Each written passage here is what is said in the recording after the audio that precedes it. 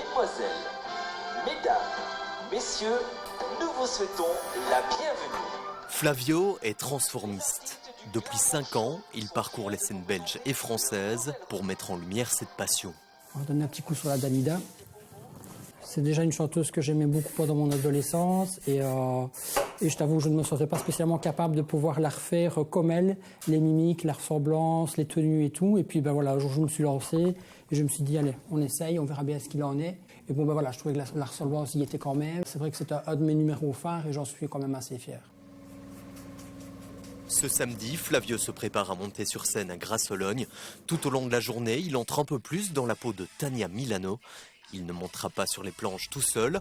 Il sera accompagné par Julien, un autre transformiste. Ensemble, ils ont créé l'ASBL Glamour Show. Salut Jules, ça va? Ça va, je t'occupe pas du rangement.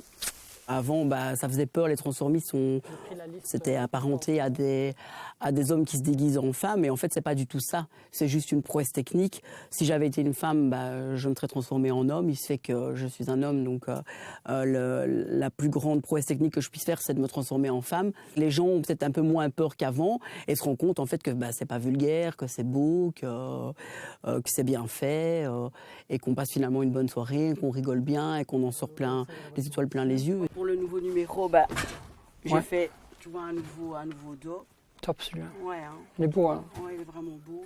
C'est vraiment la spécificité chez nous ici au Glamour Show, c'est qu'on réalise en fait tous les casques et toutes les créations nous-mêmes, ce qui nous permet d'avoir en fait des costumes qui sont exclusifs et qui sont vraiment adaptés à ce qu'on souhaite dégager au niveau du spectacle, c'est-à-dire un maximum d'excellence et essayer vraiment de faire rêver les gens le temps d'une soirée. En Wallonie, le transformisme a moins la cote qu'en Flandre. Pour ces artistes, il est difficile de faire des bénéfices, malgré tout le temps qu'ils y consacrent. Certains organisateurs tentent de les mettre un peu plus au devant de la scène. C'est un métier artistique qui doit absolument être connu. C'est un super beau métier qui prend énormément de temps en amont, en aval, pendant. Et à juste titre et à juste valeur, je pense que ce ne sont pas tout simplement des homos. Il n'y a pas que des homosexuels qui font ça, il y a aussi des hétéros qui le font, c'est ouvert à tout le monde. Et aujourd'hui, c'est vraiment très important que les gens comprennent qu'on est dans un spectacle, dans de l'amusement et dans de la joie.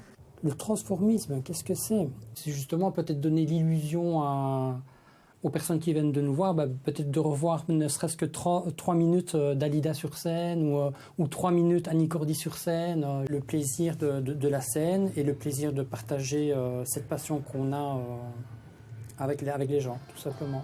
Le Glamour Show s'est déjà produit face à 700 personnes. Ce samedi soir, ils devront en emmener 180, qu'ils soient petits ou grands, dans leur univers. Une revue remplie d'humour, de plumes, de strass et paillettes.